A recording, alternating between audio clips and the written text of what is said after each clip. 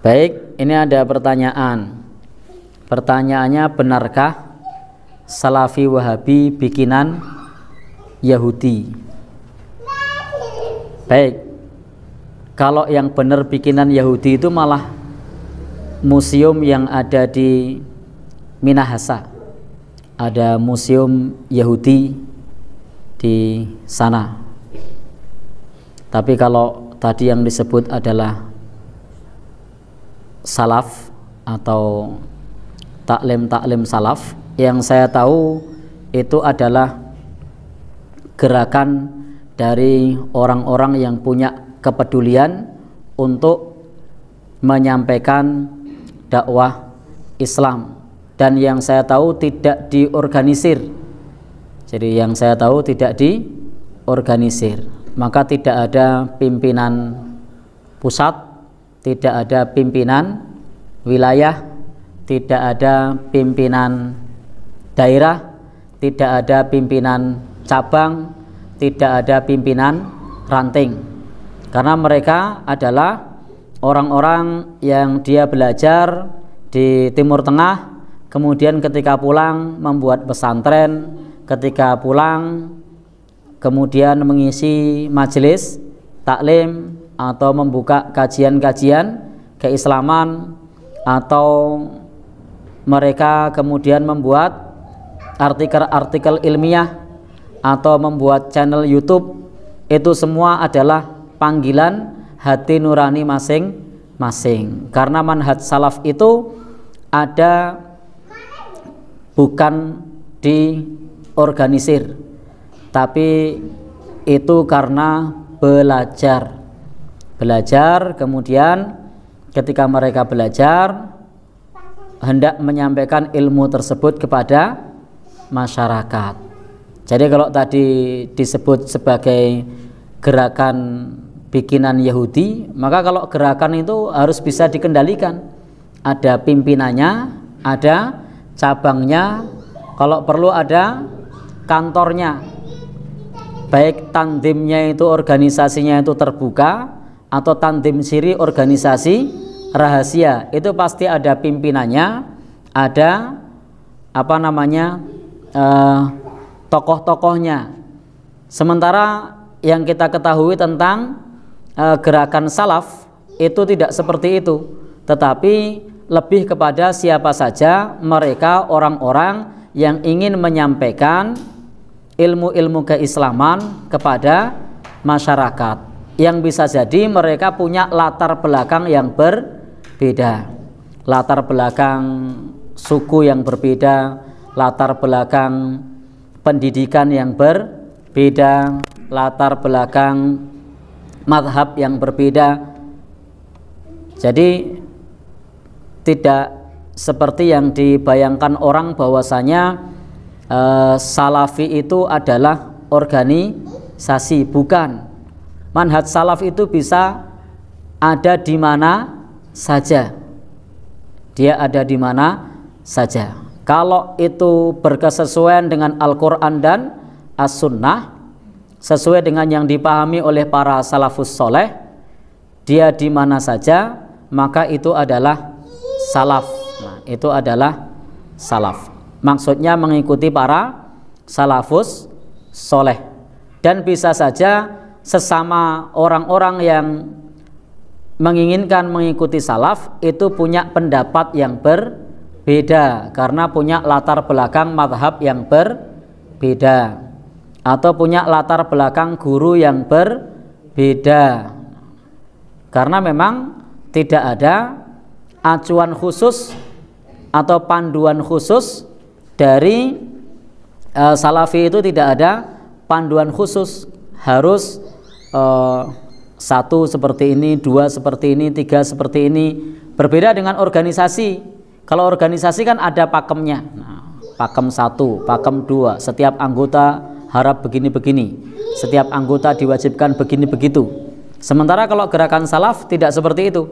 Mereka adalah panggilan hati nurani untuk menyampaikan kitab-kitab para ulama, untuk menyampaikan apa yang di dalam hadis Rasulullah Sallallahu Alaihi Wasallam, dalam kitab-kitab yang diwariskan oleh para ulama disampaikan kepada masyarakat. Bisa saja ada yang menyampaikan dengan pandangan mazhab Syafi'i, ada yang dengan pandangan mazhab Hambali, ada yang dengan pandangan mazhab yang lain yang bisa jadi berbeda. Ada yang dengan pandangan para muhaddisin, para ahli hadis, ada yang dengan pandangan para fuqaha, sehingga bisa berbeda satu sama lain. Tetapi pada prinsipnya mereka semua punya keinginan yang sama untuk syiar Islam, untuk menyampaikan agama ini untuk mencerdaskan umat. Jadi kalau tadi pertanyaannya apakah benar bikinan Yahudi, wallahu alam, saya tidak tahu. Insya Allah tuduhan tersebut tidak benar. Karena kalau memang itu adalah organisasi atau gerakan, maka tentu ada pimpinan-pimpinannya, ada penggerak-penggeraknya, ada cabang-cabangnya, ada kantornya.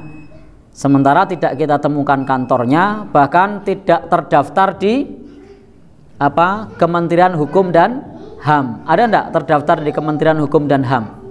Nah, tidak ada di Kementerian Hukum dan HAM, dan tidak terdaftar organisasi yang namanya Salafi, itu tidak ada, tidak terdaftar, dan tidak diketahui pimpinannya siapa, itu tidak ada.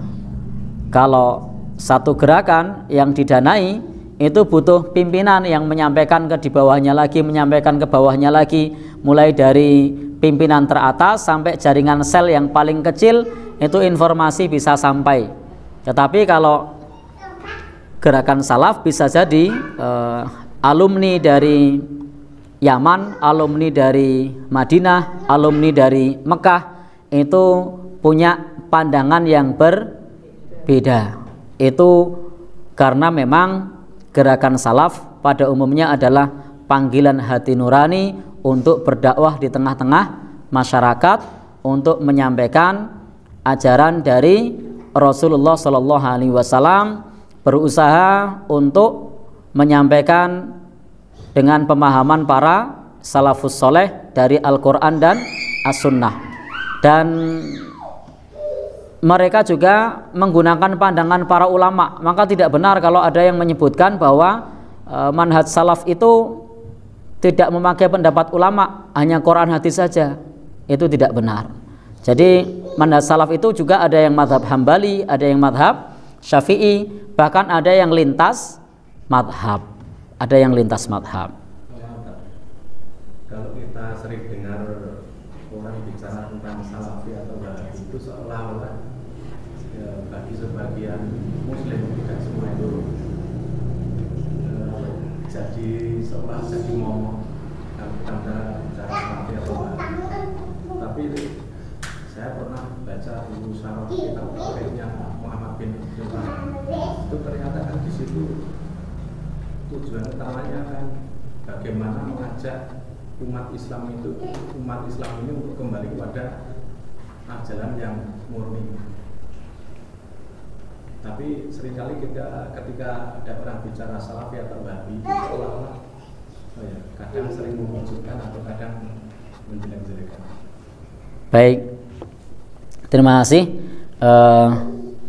Ini seperti yang jenengan sampaikan, bahwa buku yang jenengan baca ternyata tidak seperti yang disampaikan oleh orang-orang. Orang-orang menyebutkan itu menjadi momok yang menakutkan, menyesatkan, mengafirkan, apalagi menghalalkan darah. Setelah membaca kitabnya ternyata tidak seperti itu. Disinilah pentingnya kita sebagai kaum muslimin untuk tabayyun setiap mendapatkan satu informasi. Al-Quran mengatakan in ja'akum fasikum binaba'in fatabayyanu. Jika ada orang fasik datang membawa berita, maka hendaknya tabayyun, klarifikasi terlebih dahulu. Kadang-kadang memang arus informasi di tengah masyarakat yang simpang siur tanpa diklarifikasi kemudian terburu-buru disebarkan. Apalagi di era IT ini banyak berita yang terkait dengan hoax, baik yang menyangkut tentang informasi keagamaan, bahkan politik, bahkan negara, termasuk pemimpin negara, itu Masya Allah tidak mengedepankan tabayun, sehingga yang terjadi memecah belah persatuan umat. Maka hendaknya kita sebagai umat Islam itu tidak mudah untuk terprovokasi dengan berita-berita yang kita belum mendapatkan informasi dari sumber aslinya. Dan penting bagi kita untuk mengedepankan tabayun, untuk mengedepankan jika berbeda pendapat saling menghormati. Kita bisa punya pendapat, orang lain juga bisa punya pendapat. Kita bisa punya satu pandangan, orang lain juga bisa punya pandangan yang lain. Ketika ada seseorang memilih satu pandangan, bukan berarti kemudian kita lalu memusuhi pandangan yang berbeda. Termasuk seorang guru ngaji yang memiliki pandangan bahwasanya hadisnya dhaif, tidak bisa diamalkan, lalu kemudian ada orang yang menganggap hadisnya bisa diamalkan, maka cukup saling menghormati. Kita amalkan sesuai dengan yang kita pelajari, yang kita pahami. Wallahu a'lam bishawab.